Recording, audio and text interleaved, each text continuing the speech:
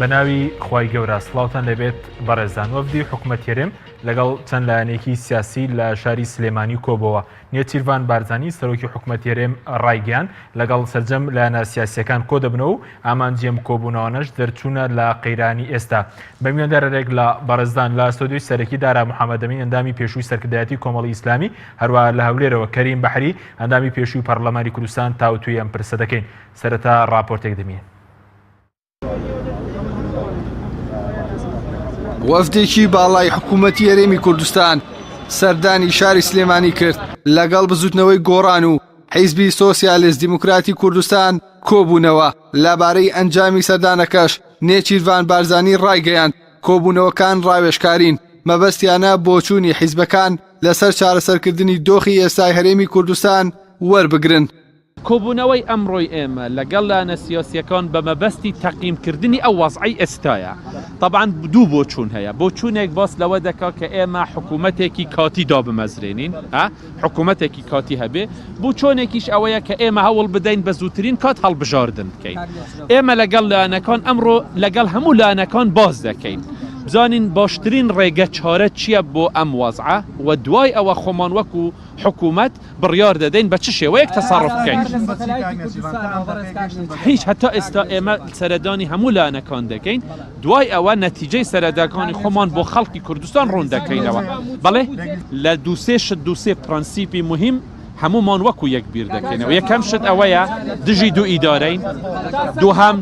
دەبێ حکوومەتی هەرێمی کوردستان لەگەڵ بەغدا قسە بکاتن، سێیەمیان ئەوەیە کە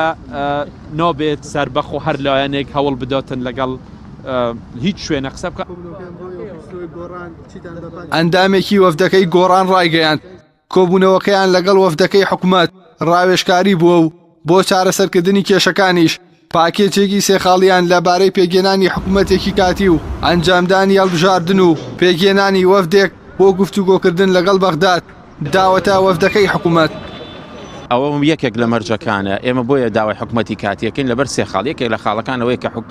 کە هەڵبژاردن لە کاتی خۆی هەڵبژاردنێکی پاک و بێگەرد نابێت تەجروبەی هەڵبژاردنەکانی پێشوو دووبارە کرێتەوە، بێت چاودێری نێودەوڵەتیش لەسەر پڕۆسەکە هەبێت.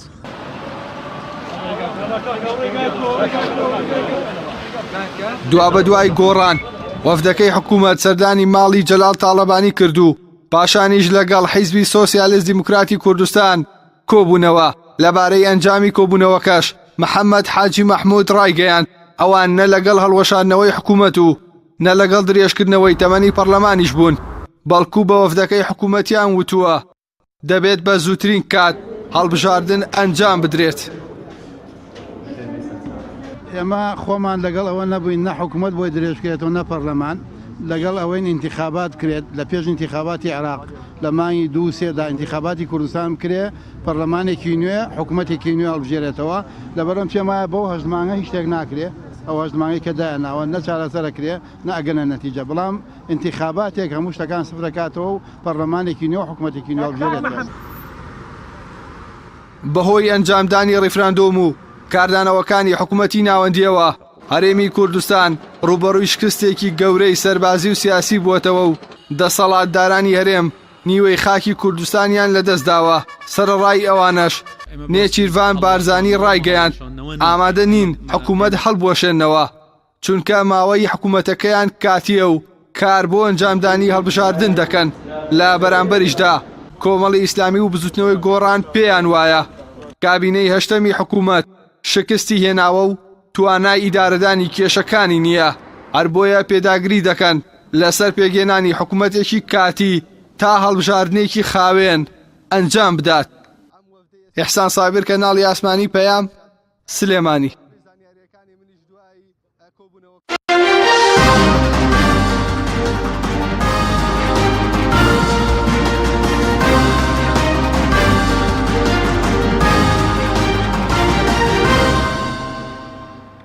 دووبارە سڵاوتان لێبێت بەڕێزان. سوپاس بۆ میوانەکانمان. مامۆستادارە بەخێر بن سەرتە لە بەڕێستانەوە دەست پێ بکەین. ڕای بەڕێستان لەسەرم سەردانەی حکوومەت بۆ لای بەشێک لە لایەنەکان چیەوە سەرۆکی حکوومەت باسی وکردووە لەگەڵ سەرجەم لایەنە سیاسیەکان کۆ دەبێتەوە. پێت وایە کۆبوونەوەانە بەرهەمیان دەبێت هیچ لەبارەدۆخ خێرێم دەگۆڕن؟ بەنای خۆی بەخشندەی میهرەبان سپاس بە بەڕێستان و بۆ بینەرانی کەناڵی پەیام لە ڕاستیدا لە بارودۆخێکی ئاوا هەستیاردا و قەیرانێکی جددی کە هەرێمی کوردستان و ناوچەکە پیا تێپەڕ دەبێت پێویستیمان بە چارەسەری خێرایە بەڵام لە ڕاستیشدا ئەو چارەسەرانە ئاسان نین هەندێکیان پەیوەندی بە پێکهاتەی کۆمەڵگا و خەڵقی کوردستان و بەشێکی پەیوەندی بە دەسەڵاتی حیزبی و میکانیزمی حیزبایەتی و سیاست لە وڵاتی ئێمە و بەشێکی پەیوەندی بە ئەجەندای دەرەکیش هەیە هەموو ئەمانەوەی کردووە کە بەڕاستی ئێمە لە قەیرانێکی زۆر جددیە بژین و چارەسەرێکی زۆر ئەستەم بێ حکوومەتی هەرێمی کوردستان لە درێژەی کار و چالاکی خۆیدا لە 26 ساڵی ڕابردوو بەڕاستی شکست لە دوای شکست بۆ خەڵقی کوردستانی هێناوە دوجاری ئەم ڕێفراندۆمە بوو کە کرا ئەمە شکستێکی گەورە بەسەر هەرێمی کوردستان و حکوومەتی کوردستان ئێستا کاتێک بەرهەمی 26 ساڵی خۆی بینێتەوە لە 150 خاچی کوردستانی لەدەستداوە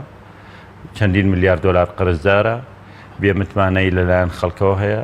ناڕێکی و ناتەبایی لە نێوان حیزبە سیاسیەکان هەیە مؤسساتی ڕسمی وڵاتەکە کە پەرلەمانە کاری خۆی ناکە و چەند 2 ساڵ لە 2 ساڵ هەرداخرا بەشێک لە وەزیرە کاراکان یعنی بارودۆخێکی وەک ئێستا لە کوردستانە قەیرانمان هەیە نیوەی کوردستانمان لەدەستداوە و سوپایەکی یەکگرتومان نییە بەڵام وەزیری پێشمەرگەشمان نییە لە کوردستانە قەیرانی داراییمان هەیە خەڵک ژیانی نییە موچەی نییە پێداویستەکانی نییە قەرزدارین وەزیری داراییمان نییە لە کوردستانە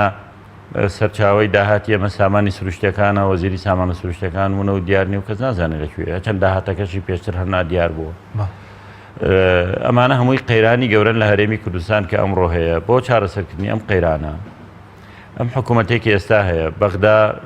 کە تەرەفی سەرەکی مامەڵی لەگەڵ هەرێمی کوردستان و وڵاتانی دەوروبەر و کۆمەلگانی و دەوڵەتی مامەڵە لەگەڵ بەغدا دەکات و کێشەکانی ئەمە لەلایەن بەغداوە چارەسەر دەکرێن و هەمووشمان دەڵێن دەستوریش هەر لە بەغدایە ئەمانە بەغدا ئامادەنێن لەگەڵ ئەم حکوومەتە بە گەرموگوڕی بێتە پێشەوە و تا ئێستا ئامادەنە بۆ لەگەڵیشی دانووسان بکە حکوومەتیش ئامادەنیە بۆ خۆی گۆڕانکاری بکە بۆیە ناچارن بەوەی پەنابەرن بەم لاولایە بۆ ئەوەی دەرچەیەک ڕێگایەک دەرگایەک بکرێتەوە لەم مەزەقە بێنە دەرەوە تەنها پێ دوێ مامۆستا ئێستا ئەم ویلایەنەکان پشتگیری لەم جۆرە لە حکوومەتە بکەن کەم ڕۆنی زیاتر ئەم کۆبوونەوە بۆ پشتگیریکردنی ئەم حکوومەتێ بۆی کە توێژ لەگەڵ بەغداد بکات وە لە ناو خۆ بمێنێت و تاڵبژاردننی داات و خۆی لە ڕاستیا قەیرانەکە ئەمەیە بوو کاتێک ئەم شکستە گەورە بەسەر هەرێمی کوردستان و ناوچەکە هات دەرەنجامی ئەو ریفراندۆمەی کە کاتی نەبوو ئەنجام درراوە پێشتر دەمانزانیەوە دەرەنجامەکەی دەبێت تۆ لە کاتێک هاتەوە دەوڵەت دروستکەی خەڵکی کوردستان لەگەڵ نەبێ و زۆرێک لە حیزبەکان لەگەڵ نەبن کۆمەلگای نێودەوڵەتی لەگەڵ نەبێ و ناتەبایی بەڕادەیەکە لە نێوان حیزبە کوردستانەکان دوو حیزبەکەی کە هاوپەیمانی سەرەکی بوون بۆ ئەنجامدانی ڕێفراندۆم پارتی و یەکێتی ئێستا ئامادە نین بۆی کەرکووکمان لەدەست نەچێت کە لە بارودۆخێکی خراپدایە پێکەوە لە کەرکووک کۆ ببنەوە تۆ کە خۆت ئەوەندەستی قەومەتمانت بەوە نییە تەنها لە ئەنجومەنی پارێزگای کەرکووکە پێکەوە کۆ ببیەوە پێکەوە محافزێک دیاریکەن ئەمە هاوپەیمانە استراتیجیەکەن کە ئەمڵاتان بەڕێوە بردووە ئەی چۆن ڕێفراندۆمەکەی دەوڵەت ڕاگەێنی بۆیە دەرەنجامی ئەو دەوڵەتە ئەو حیزبە ئەو سیاسەتە سەرپەرشتی بکە هەر شکستە و لەمە دواش هەروە دەبێت بۆیە کاتێک ئەم حاڵەتە دەبێت دەبوو یەکێتی و پارتی خۆیان کە دوو حیزبی خاوەن دەسەڵات و میلیشیا و زۆرینان هەبووە و کوردستان ئیدارەی دوو هەرێمی جیاوازیان کردو پێکەپێکیان ئەوان داوای حکوومەتی ڕزگاری نیشتیمانیان کردا بیان وتایە بەڵێ بام حکوومەتە بگۆڕین بام دەموچاوانە بگۆڕین با خەڵکێکتر بێتە پێشەوە ئەوەی مەدەستمان لە کارتی شایە و دانمان بە شکستایەنە نەخۆیان کردیان نەبەر پرسەکانیان کردیان بۆیە ناچار حیزبەکانی تر ئەم هەنگاوان بە پێویست زانیکاری لەسەر بکەن ئەم هەنگاوەش بۆ حیزبەکانی تری ئاسان نییە ئاسان نییە بەوەی کە پارتی وەکێتی ئامادە نین لەمە بێنە خوارەوە ئامادە نین تەنازوو لەو دەسەڵاتە بکەن و بۆیە من بەڕاستی دروستبوونی ئەم حکوومەتە بە زەحمەت دەبینم لەبەرەوەی ئامادە نین بیکەن بەڵام ئەگەر حکوومەتێکی کاتیش بێ کە هەر حکوومەتی ڕزگاری نیشتیمانیەکە ئەکا ئەمەشیان بەو شێوازە بڕوا ناکەم بەرهەمی ببێ کە ئێستا ئەمان ئەم وەفدە هاتووە داوای ئەکایەوە پشگیریان بکرێ دەڵێ بە هەندێک گۆڕانکاری لە حکوومەتەکە بکەین ئەگەر گۆڕانکاریەکە بریتی بێ لەوە کە گۆڕانیا کۆمەڵ وەزیرەکانی خۆیان گۆڕن ئەمە بەڕاستی گۆڕانکاری نییە چونکە کێشەکە نەگۆڕان و کۆمەڵ دروستیان کردووە و نە ئەوان بەرپرسن لە واقعی کە ئێستا هەیە و نە بەوانی ئاوا چارەسەر دەبێ بەڵێ بۆیە پێویستی بەوە هەیە دوای ئەگەر لە بەرنامەکە باسیکەین پێویستی بە چ جۆرە حکوومەتێکە بۆی لەو مازەقە ڕزگارمان بێ ئەو وەفتەش بۆیە هاتوو. دواتر قسەی لەسەر دەکەین ئەگەر بچینە هەولێر لای کاک کەریم بەحری ئەندامی پێشووی پەرلەمان کاک کەریم زۆر سوپاس بۆ بەشداریکردن لە بەرنامەکەماندا. ڕای بەرزتان لەسەر حکوومەتی ئێستا چییە کە ئایا ئەم حکوومەتی ئێستا دەتوانێت ئەم قۆناغی کە دوای 16 ئۆکتۆبەر هاتوتە ئاراوە لە کوردستان تێبپەڕێن یاخود پێویستیان بە گۆڕانکاری و پێویستمان بە حکوومەتێکی کاتیە کام لە جۆرە حکوومەت دەتوانێت ئەم قۆناغا بە بۆچوونیەوە تێبپەڕێنێت؟ بەڵێ سەرەتا بەناوی خۆی گەورە سەڵاو لە تۆ لە میوانی بەڕێزت هەروەها سەڵاو لە بینەرانی خۆشەویست. من پێم وایە ئەو حکوومەتە هەر لە سەرەتای دروستبوونی ئەو حکوومەتە ئەو کابینەی هەشت ئەو حکوومەتە حکوومەتی قەیرانەکان بووە لە سەرەتاوە بۆ پێشی نەکراوە ئەو قەیرانان ڕوبەڕووی هەرێمی کوردستان بوویتەوە بەداخەوە پێیان نەکراوە چارەسەری قەیرانەکان بکەن یا لەو تنگژەی کە تێدانە دەرباز ببن. بۆیە من پێم وایە ئەو حکوومەتەی ئێستاکە بەو ستافە ناتوانێتن دوای ئەوەی کە هەرێمی کوردستان دووچاری شکستێکی گەورە هات لە ئەنجامی ئەو وەزع و ریفراندۆم کە ڕووی لە هەرێمی کوردستان من پێم وایە ئەو حکوومەتە پێویستە هێزە سیاسەکانی هەرێمی کوردستان و بە تایبەتی یەکێتی و پارتی ئەوان دەبی پێشی حکوومەتە پێشی هێزە سیاسەکانی دیکەی کوردستان دەبووە داوای پێکهێنانی حکوومەتێکی ڕاگوزەری ئینتقالی نەک کاتی وەکو باز دەکرێتن. بەڕاستی من زۆر جار گوێم لێ بووە جەنابی سەرۆکوەزیران و هەروەها زۆر خەڵکی دیکە باستەوە دەکات دەڵێ ئێمە حکوومەتێکی کاتی خۆی سەرەتاوە هەر کابینەیەک هەر حکوومەتێک کە پێک دەهێنرێتتر کاتیە حکوومەتی دائیمی نییە. بەڵام ئەمە دەبی ناو لەو حکوومەتە بنین حکوومەتی ئینتقالی ڕاگوزەری یا ئەوە تا حکوومەتی ئینقازی وەتەنی. ئەلبەتە حکوومەتی ئینقازی وەتەنی بەڕای من لە ڕووی یاساییەوە زۆر دروست نییە لەبەر ئەوەی حکوومەتی ئینقاز وەتەنی دائیمەن کاتێک کە کودتایەک ڕوودەداتن حکوومەتێکی ئینقاز وەتەنی بۆ ئەو مەزەقەیان ئەو وەزعی کە تێکەوتووە وڵات پێک دەهێنرێتن. بەڵام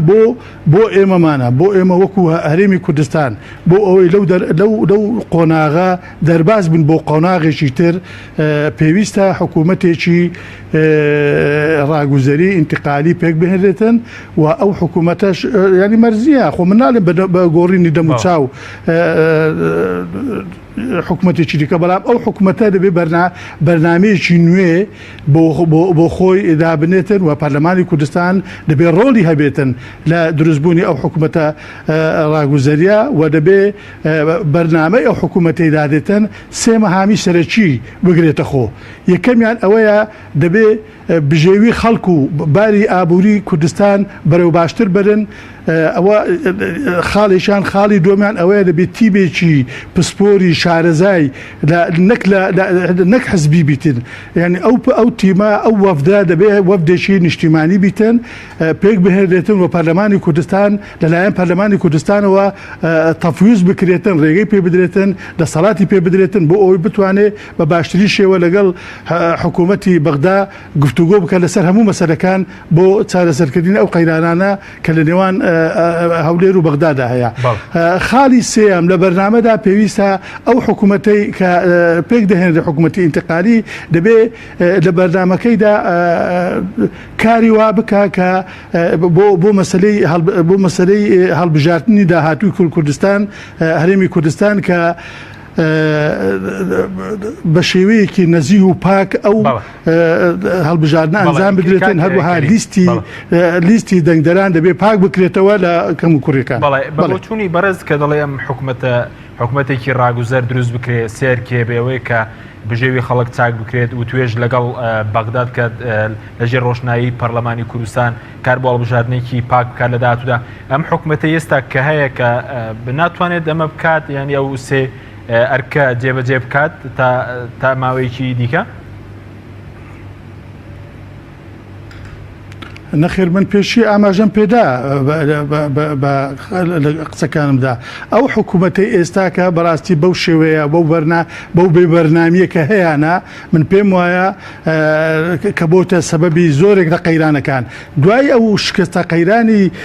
ئێمە لە تەنگژەیەکی سیاسی ئابووری ئەمنی زۆر گەورە و فراوانتر داین بۆیە پێویستە ئەو حکوومەتێک کە پێک دەهێنێتن مەسەلە دەموچاو نییە هەموو ئەو برادرانەی کە لە حکوومەتدان ڕێزیان هەیە خەڵکی بەڕێزن بەڵام ئەمن مەبەستم شخصەکان نییە بەڵام تۆ ئەو حکوومەتەی پێک دەینی مەفروزە حکوومەتەکە لە حزبیەکان نەبی تەنها دەبێت کەسانی تەکنۆکرات بیتن بتوانن ئەو حکوومەتی ئایندا بەڕێوە ببن و من لەگەڵ ئەوەش دام کە حکوومەتەکە تەرشیق بکرێتن بەو شێوەیە ئەو حکوومەتە بەو شێوە فراوانیە کە هەیە ئەوڕۆکە ئەو هەموو وەزارەتانە دەبێ وەزارەتەکان دەمز بکرێن بۆ ئەوەی بتوانانی خۆی کاتی خۆشەکە ئێمە لە پارلەمان بوو من داوا ئێوەم کرد ئێمە سێ پارێزگاین یعنی ناکرێتن ئەو حکوومەتە بەو زەبەلاحی و بەو ئەوە پێک بهێنێتن بۆ ئەوەی ئەوە سێ پارێزگای بەڕێوە بن حکوومەتەکەی ما ئەگەر تەرشیق باە و وەزارەتەکانی کەم باە وەکو ئینسانی ڕەشیق چالاکی باشترە دەتوانێتن چالاشەکانی خزمەت بکاتن نەک کەسێک ئەگەر زیاد لە پێویست قەڵەو بیتن وەکو پێویست ناتوانێت ئەدای چالاشەکانی خۆی بکاتن بۆیە حکوومەتش وەکو ئینسان وایە پێویستە حکوومەت تەرشیق بکرێتەوە بۆی بتوانانی چالاشەکان باشتر ئەنجام بدا بەڵێ ئەگەر بە کورتی وەڵامی و پرسیارەشمان بدەیە دواترشە دەکرێن و لای بەڕێز بەڵام بەڕێز وتت کە پێویستە یەکێتی و پارتی هەر لە سەرەتاوە خۆیان داوای ئەم حکوومەتیان کردبایە بەڵام ئەو کارەکەی چێ کە ئەوان لەگەڵ ئەم جۆرە حکوومەتەدانین و هەر لە سەرەتاوە خۆیان داوای ئەم جۆرە حکوومەتیان نەکردووە بەرژەوەندی ئەوان چییە لەمانەوەی ئەم حکوومەتە بەداخەوە ینی حزبایەتی ینی ئێمە بۆ ئەوە دەڵێن حکوومەت من خۆم هەسەرەتاوە بەڕاستی من ئەوەی لە هەرێمی کوردستان هەیە حکوومەت نییە دەسەڵاتی حکوومەتش نییە دەسەڵاتی حزبە حکوومەتی حزبە حزب ئەو یەکێتی و پارتی دەیانەوێتن تاسەر خۆیان صاحبی قرار بن لەناو لە حکوومەتی هەرێمی کوردستان و حکوومەتەکەش بەداخەوە تا ئێستا دیاردەی دوو ئیدارەیی بەزەقی لە هەرێمی کوردستان دیارە ئەو هیوادارم کە ئەو حکوومەتە پێک دێتن یەک لە مەهامەکانی ئەوە بیتن ئاساری یان دیاردەی دوو ئیدارەی نەهێڵێتن دیاردەی دوو ئیدارەیش بەردەوام دەبێتن تا هەردوو هێزی سەرەکی یەکێتی و پارتی کە بەڕاستی ئەوان داهێنەری حکوومەتی هەرێمی کوردستان و با بڵێن پەرلەمانی کوردستان لە سەرەتاوە و خزمەتێکی باشیان کردووە من ئینکاری ئەو خزمەتێک کە ئەوان کردە ناکرێت بەڵام ئەوڕۆکە ئێمە لە قۆناغێکدان کە بەڕاستی ڕخنەی زۆر لەلایەن خەڵکەوە بەرامبەر هەردوو هێزی سیاسی هەیە کە ناتوانێت وەکو پێویست لە 26 ساڵە هێزی پێشمەرگەی کوردستان بکەنە هێزێکی نیشتیمانی سەر بە لایەنەوە نەبێتن هەشتا دەبی سەر بە حکوومەت و پەرلەمان بیتن ئەوان بتوانن قیادەی ئەو هێزە بکەن بۆ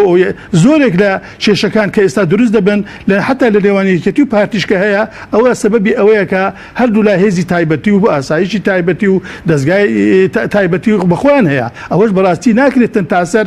نە پەرلەمانی کوردستان نە هێزە سیاسی حتا هێزە سیاسەکانی دیکە دەبێ فشار بکەن نابێ ڕێگە بدەن ئیدی چیتر ئێمە لەو وەزعدا بەردەوام بین و دوو ئیدارەی دیاردەی دوو ئیدارەی بەردەوام بیتر لە نێوانی یەکێتی و پارتی و دەسەڵاتیان بەسەر هەموو جوگەکانی دەسەڵاتدا هەبیتن دەبێ شەراکەت دەبێت لەلایەن هێزە سیاسەکانەوە زۆر کاریگەر بیتن لە حکوومەتی داهاتوودا بەڵێ سوپاس دەکەم مامۆستاگە بگەرم بۆ لای بەرز پێشتر بەرەزوت ئەم حکوومەتە دەبێت گۆڕانکاری تێدا بکرێت بەڵام تەنها گۆڕانکاری نێمەبوونم لە کۆمەڵک وەزیر ینی ئێستا چ جۆر لە حکوومەتێک یاخود ئەگەر حکوومەتە کاتێکەش پێک نێ دەبێت چ جۆرە گۆڕانکاریێک لەم حکوومەتە بکرێت من بەڕاستی پێم وایە ئەو سیستەمە سیاسی لە هەرێمی کوردستانە هەبووە و دوو حیزبە پەیڕەویان کردووە قەیرانێکی زۆر گەورەی سیاسی و کۆمەڵایەتی و ئابووری و کەلتوری زۆر خراپیان دروست کردووە هەتا سەر ئێسقان کۆمەلگاکەی تێک داوە گەندەڵی بە سیستەماتیکی لەسەری سەرەوە تا خواری خوارەوە ڕۆشتووە نازانم لە چ بوارێکا باسی کەم لە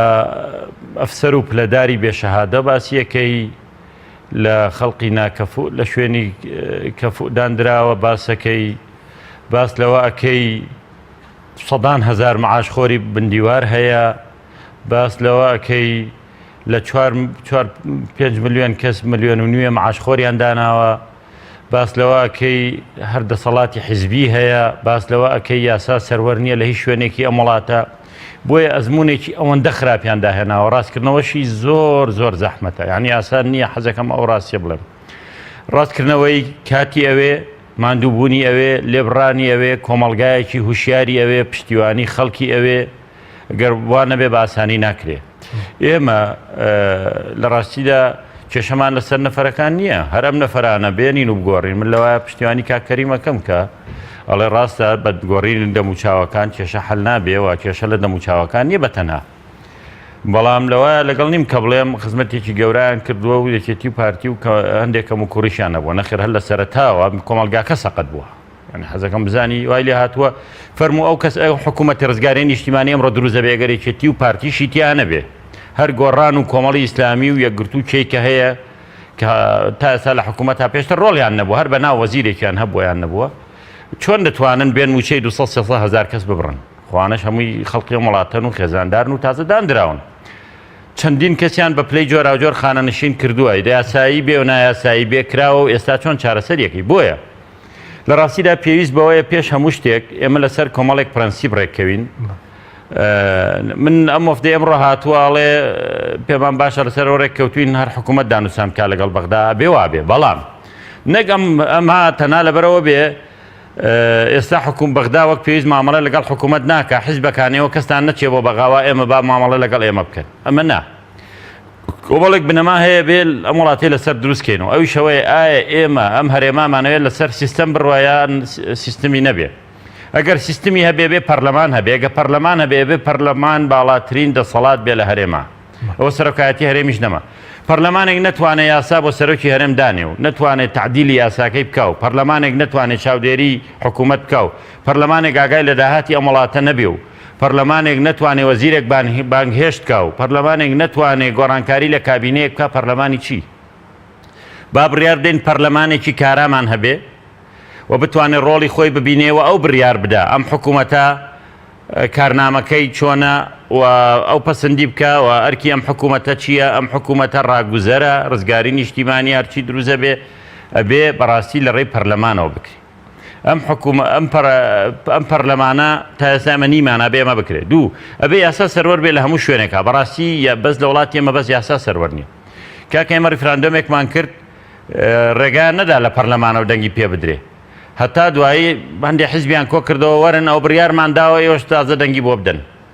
ێ با پەرلەمان کۆ ببوایە بڕیاری لەسەر نوێنەری خەڵک نییە با خەڵک بڵێ ئەمە کاتێکی یا کاتی نییە لەبەرەوە پێویست بەوەشە بڕیار لەسەرەوە بدەن کابێ یاسا سەروەر بێ حکوومەتێک دروست بێ لە ڕێی پەرلەمانەوە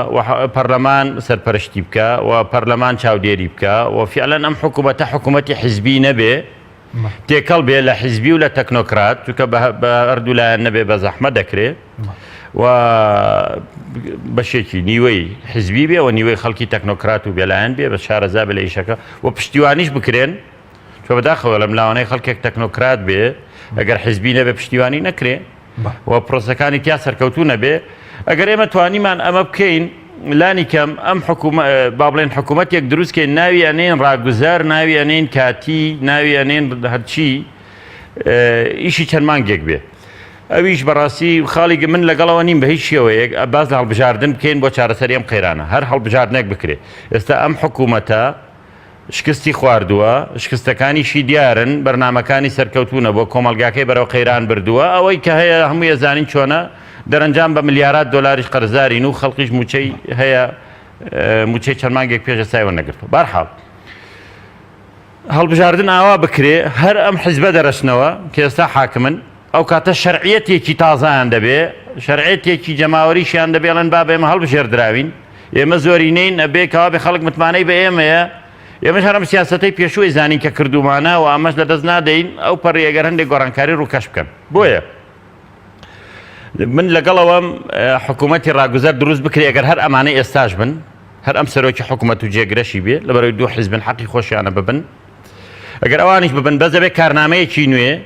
بدەنە پەرلەمان بڵێن ئێمە ئاوا کار دەکەین و پەرلەمان پێیان بڵێ ئەمە ئەرکەکانی ئێوەیە گرنگترین ئەرکیشیان بەڕێی من دوشتە بار و گوزەرانی خەڵک بە دووسێ مانگ چاک نابێ چونکە ناتوانن واریداتی ئەم وڵاتە بە دووسێ مانگ بێننەوە و ناشتوانن قەیرانێک 26 ساڵە دروست بۆ کەڵەکە بۆ بە 3-4 مانگ حەل ببێ لە جیاتیەوە کێشەکانمان لەگەڵ بەغدا بۆی ئێمە بگەینە بەڕاستی لەسەر بنەمادە سووریەکان لەگەڵ بەغدا ڕێککەوین بەشێکی زۆری مافی خەڵکی کوردستان لە بەغدایە چکە عەبادیەوە دوو مانگە هەر دەڵێ موچە دەنێرم ناشینێرێ چکە لەگەڵ چێ مامەڵە بکات دەزانێ حکوومەت نییە لەگەڵ بەغدا کاری مفاوەزات و گفتوگۆ بێ و لەسەر بنەمادە سووریەکان وێنەرایەتی خەڵک کوردستان کار لە بەغداش و لە ناو کۆمەلگای نێودەوڵەتی ئەم کارە بکەن خاڵی دووەمیشیان سەرپەرشتی هەڵبژاردن کە ئەمە زۆر گرینگە ئێمە بێین بۆ هەڵبژاردننی داهاتووکار لەسەر ئەو بکەین پاکردنەوەی تۆماری دەنگدەران و شێواز سیستمی هەڵبژاردن و دەرکردنی یاسایەکی نوێ بۆ هەڵبژاردن و گۆڕانکاریەک بکەین کە بەڕاستی هەڵبژاردننی ئایندە گۆڕانکاریەکی ڕیشەیی بێ لە سیستمی بەڕێوەبردننی هەرێمی کوردستانە بەوەی پەرلەمان دەسەڵاتی کارای هەبێ و دواتری ئەم پەرلەمانە حکوومەتێک دروست بکرێ حکوومەت بێ و ئیتر دەسەڵاتی حیزبی و ئەژمۆنی حیزبی بەسەرەوە نەبێ. بەڵێ سوپاس دەکەم بەڵە بینێرانی بەڕێز ناوبڕێکمان هەیە دوای ناوبڕەکە دەگەڕێنەوە لای ئێمیوانەکەمان لە هەولێر لەگەڵمان بمێنەوە. تۆپ ئارت تاکە بریکاری تۆڕی میدیایی کۆمەڵ بۆ دروستکردن و بڵاوکردنەوەی ڕیکلام. تۆپ ئارت.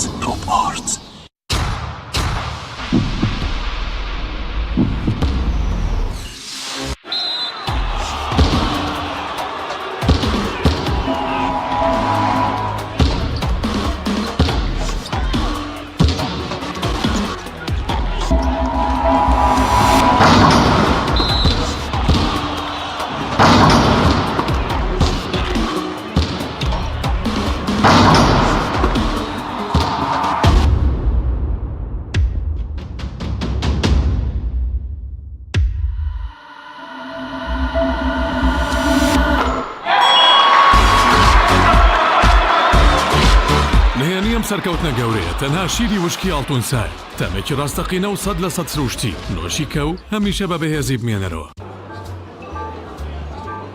شێ برنجی مەحموود لە هیچ شوێنێک نەماوە.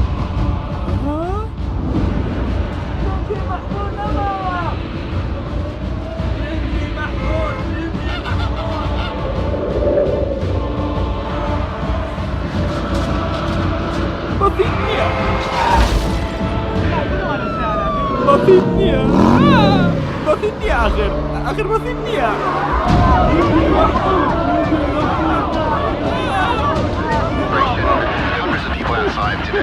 سهل بازارك هذا برنجي محمود نمو شارع قلبك كي لا تستوى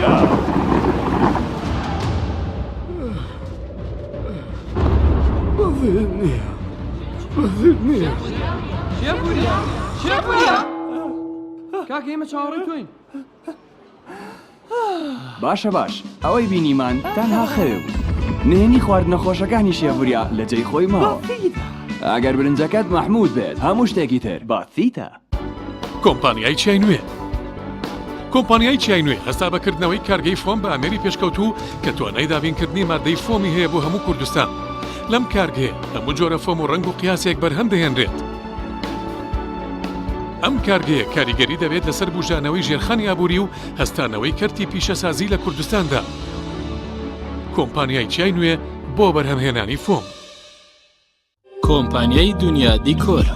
کۆمپانیای دنیا دیکۆر ئامادەیە بۆ دانانی دیکۆراتی ماڵ و شوێنە گشتی و حکومیەکان. کۆمپانیای دنیا دیکۆر هەڵدەستێت بە دروستکردن و دانانی کەوانتەر و ژووری نووسن و ئۆفیسی گەشت و گوزار و جبسم بۆردی مەغریبی و کاغەزی دیواری ئیتاڵی و تەختەی ئەرزی تورکی و ئەڵمانی و جیاکردنەوەی هۆڵ بە HDF و MDF و داری سروشتی. کۆمپانیای دنیا دیکۆر دنیایەک بۆ دیکۆراتەکانتان. ناونیشان سلێمانی فەرعی یەکەم شەقامی بازنەی مەلیک مەحموود بەرامبەر پارکی مەلیک مەحموود. فەرعی دووەم شەقامی بازنەی مەلیک مەحموود بەرامبەر سۆپەرمارکێتی ئاڵتون. فەرعی سێیەم ناوچەی پیشەسازی یەک بەرامبەر تاقیگەی بیناسازی. کۆمپانیای دنیا دیکۆر.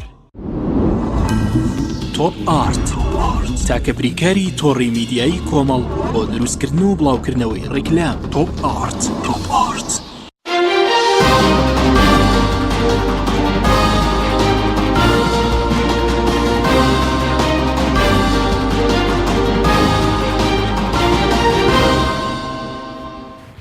دووبارە سڵاوتان لەبێت بەڕێزان کاک کەریم ئەگەر بگەڕێنە و لای بەڕێستان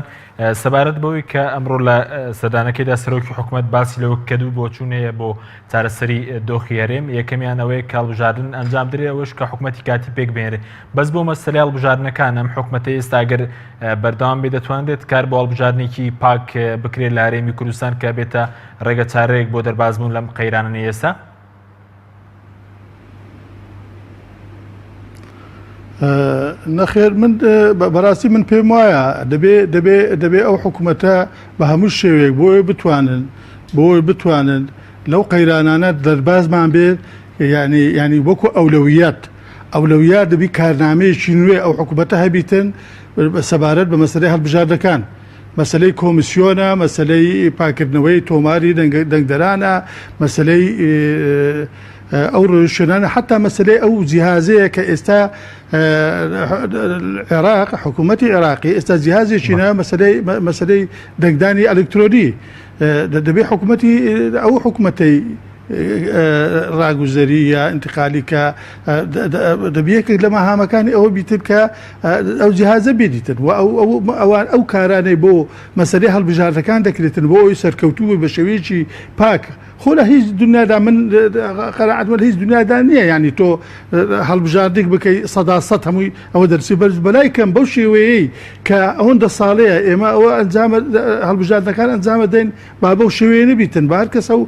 هەر لایەنەوە و استحقاقاتی خۆی زەماوەری خۆی چەندە زەماوەرەکەی دەنجی پێ بدا لە حکوومەتدا بەشدار بێتن و بەشداربوونیی لە حکوومەت هەموو لەسەر شێوەی شەراکەت بیتن یا ئەوەتە ئەگەر ئۆپۆزیسیۆنمان هەبیتن با ئۆپۆزیسیۆن کاری خۆی بکاتن با ئەوانەی لە حکوومەتدان با کاری خۆیان بکەن یعنی کاتی خۆی پرسیارێک کرا لە من گوتیان ئەوە ئۆپۆزیسیۆن دروست بووە ئەو کاتێک کە ئۆپۆزیسیۆن هەبوو لە حکوومەتدا چۆن دەبینی وەزعەکە لە حکوومەتی هەرێمی کوردستان گوتم ئۆپۆزیسیۆنی بە قووەت بەهێز حکوومەتی بەهێزی لێ دەکەوێتەوە ئەگە ئۆپۆزیسیۆن بەهێز بیتن حکوومەتەکەش بەهێز دەبیت بەس بەڵام بەداخەوە لا ئێمە هەموو تەرکیز دەکرێتە سا ئیش و کارەکانی حکوومەت و ئەو ڕێگە و دەرفەتەی کە بۆ ئۆپۆزیسیۆن لە دنیای دیموکراسیدا دەستەبەر کراوە فراهەم کراوە لە هەرێمی کوردستان وەکو پێویست ئەو مافا بۆ ئۆپۆزیسیۆنیان ئەو پێگەیە بۆ ئۆپۆزیسیۆن لە هەرێمی کوردستان فراهەم نەکرا شێوەی تەعاملی ئۆپۆزیسیۆن و دەسەڵاتدار زۆر بە شێوەیەکی ناتەندروست پیشاندرا من پێم وایە ئەگەر چه حکوومەتێکی ئێتلافی چه حکوومەتێکی فنکە فراوان هەر حکوومەتێک پێک بێتن ئەگەر حتا ئەگەر ئۆپۆزیسیۆن ترابیتن دەبێ هەمومان پێکەوە بە ئۆپۆزیسیۆنەوە بە دەسەڵاتدارەوە دەبێ هەوڵە ئەوە بدەین هەرێمی کوردستان کە لەو تەنگەژانەی تێکەوتووە دەربازیکەین نەک زیاتر وەزعەکەی ئالۆستەر بکرێتن ئێستاش من لەگەڵەوەدام ئەو هێز و لایەنانەی سیاسی کە دوای ئەوەی کە ئێمە کەتینە و تەنگژەیە بە پێ لەسەر داواکاریەکانی پێشویان نەگرن دەبێ نەرمتر بنوێنن بەڵام دەبێ بە شێوەیەکی تەندروست ئەو حکوومەتە ڕاگوزاریە پێک بهێنێتر بۆ ئەوی لەو کارنامەیەدا بتوانین ئێمە ڕوبەرووی ئەو تەنگژانە و ئەو خەیرانانە ببینەوە لەوانەیە کە هەمووی گرنگتر ئەوەیە کە بەغدا ئەوڕۆکە بەڵێ زۆر باشە بەس ئەوڕۆ بەغدا داشی سوارە ئێمە دەبێت تەعامل بەڵێ فەرمە ئێمە دەبێت تەعاملێکی جیا لە پێشان لەگەڵ بەغدا بکەین یعنی بۆ نمونە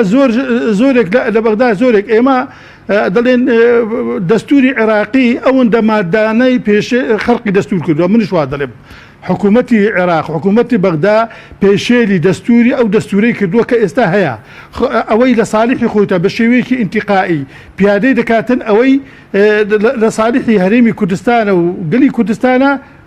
پشتگوێی خستۆ یا خەڵقی دەستوری کردووە بەڵام ئێمە و لە هەرێمی کوردستان ئەو هێزە سیاسیانە ڕۆژێک لە ڕۆژان داوایەکیان لەسەر حکوومەتی بەغدا تۆمار نەکرد بۆ ئەوی ئەو مەسەلە دەستوریانە بخانەوە ڕاستە من گومانم لە مەسەلەی ئەوەی محکەمەی اتحادی ڕێزم لەوە ئەو برادەران هەیە کە لە محکەمەی اتحادنە بەڵام ئێمە لە ئەوروپا ناژین لە ئەمریکا ناژین ئێمە لە ڕۆژهەڵاتی ناوەڕاستین هەموو دادگاکان مسيسن ومسألة سياسة دور تأثير وكاريجري خوي هي بلام لقر أوجد دبي إما هولي زدتي خوما بدين لدادقا كان دادقاي فدرالي كدا مزراب ومسألة دستور وتفسيري دستور أجد بيشيري دستور بدابلين هل وها سرو كومار دبي دوري خو ببيني بەڵێ زۆر باشە بەڵام بەڕێزود کە هەر تەکیل لەوە دەکێتەوە کە حکوومەتی ڕاگوزەر پێک بێنێ بەڵام ئەگەر پارتیوی کتی ناتنە ژێران بارڕێنی لایەنەکانی دیکە دەبێت چی بکەن بەتابەتی کە پێشتر کۆمەڵ و گۆڕان و لیستی یاوپەیمانی و دادپەروەری ئەم پرۆژیان هەبوو. ئەگەر هەبوو لایەنە سیاسەکان ئەو قۆناغە جیایە لە وەختێک کە معارەزە بوو ئێستا ئەگەر یەکێتی و پارتی نەچنە ژێر ئەو داواکاریەی هێزە سیاسەکان و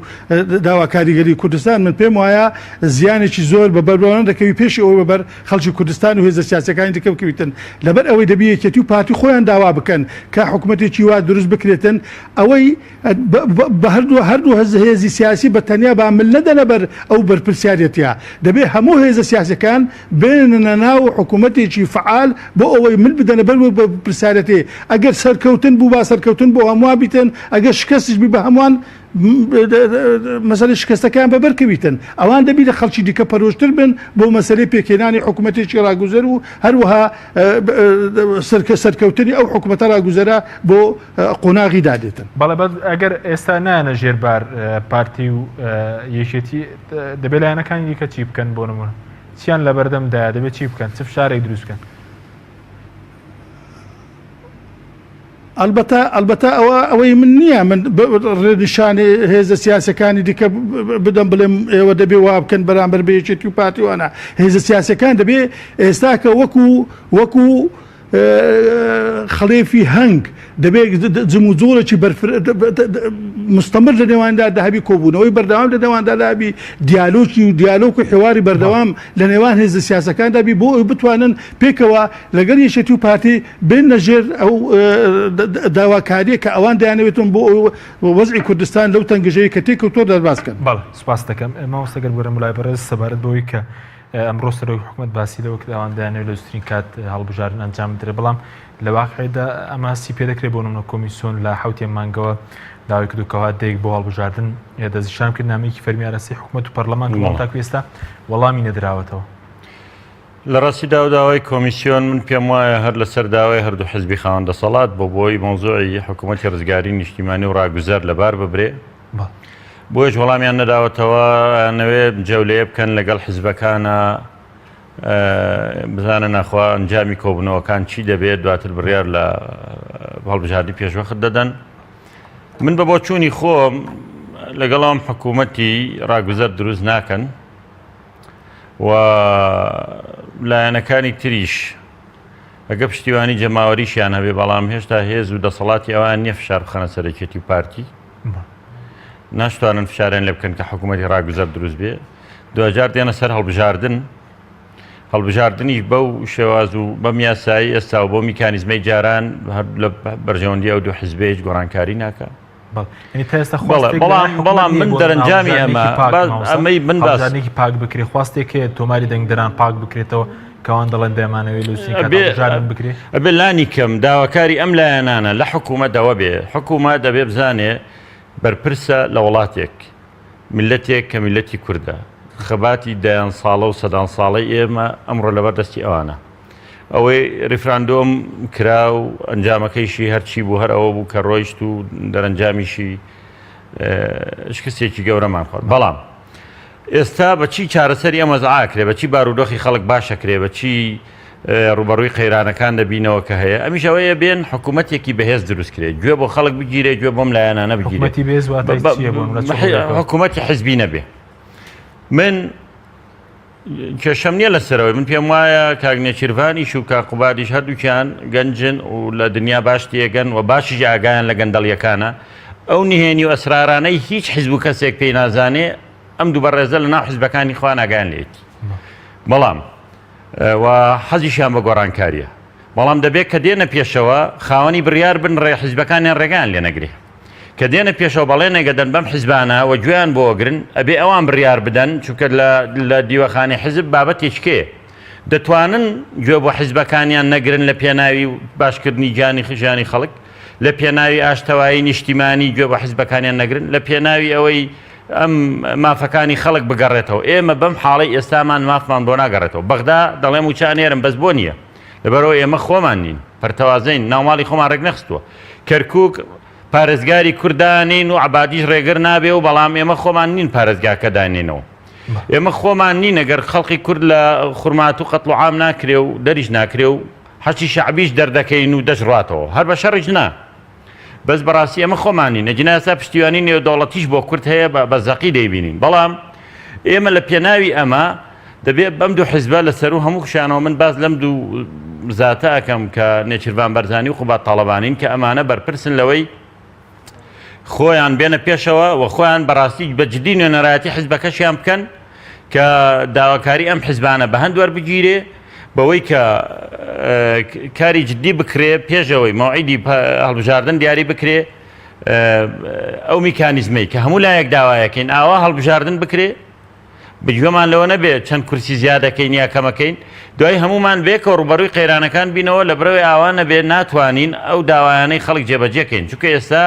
ئەم کێشەی کە هەمانە کێشەیەک نییە تەنها حکوومەت و دەسەڵات هەموو تاکیش دیە بۆ تۆماری دەنگدران پاک بکرێتەوە تەمەنی پەرلەمان کە درێژ کرا من پێم وایە گەر ئێمە جدی بین ئێستا خواستێکنی بۆ پاکردنەوەی تۆ مادام ئەوان ئێستا هاتوونە پێشەوە هەموو ڕۆژێ ئەم سەردانە ناکەن ماناوێ مەبەستیانە ئەشزانن ئەم پرۆسەیە بەبێ لایەنەکانی تر سەرکەوتو نابێ بۆیە لە جێی خۆیەتی ئەم لایەنانەش هەوڵێکی جدی بدەن من بەڕاستی هێشتا بە سستیانە بینم بە گۆڕانیش و بە کۆمەڵیش و بە لیستەکەی بەرهەمیش بەڵێ من پێم وابوو دەبوو جموجور و چالاکێکی زۆریان ببێت لە ناو خۆ لەگەڵ حیزبەکانە لەگەڵ کەسایەتیەکان لەگەڵ ڕێکخراوەکان لەگەڵ وڵاتانی ناوچەکە و لەگەڵ بەغدا و لەگەڵ وڵاتانی دووریش ئەوانەی پەیوەندیان هەیە بە کێشەی عێراق و کوردستانەوە هەوڵێکی جدی بدەن بۆی کە بەڕاستی فشارێکی جدی دروست ببێ ئەم دوو حیزبە بە جدی بێنە پێشەوە پێکەوە قۆناغێکی ڕاگوزەر تێپەڕێنین ناویشی حکوومەت نەبێ با قۆناغی ڕاگوزەر بێ کۆمەڵی گۆڕانکاری جدی بکەین و کارنامەیەکمان هەبێ بۆ ئەم 5-6 مانگە تا هەڵبژاردن دەکرێت بۆی هەڵبژاردنێکی بێگەرد بکەین با یەکشی تر بڵێ مەگەر هەڵبژاردنێکی پاک و نەزیه نەکەین و جارێککە هەدەفەکەمانەوە بە یەک دوو حیزب بیباتەوە بە تەزویر و بەو شێوازانەی کە کراوە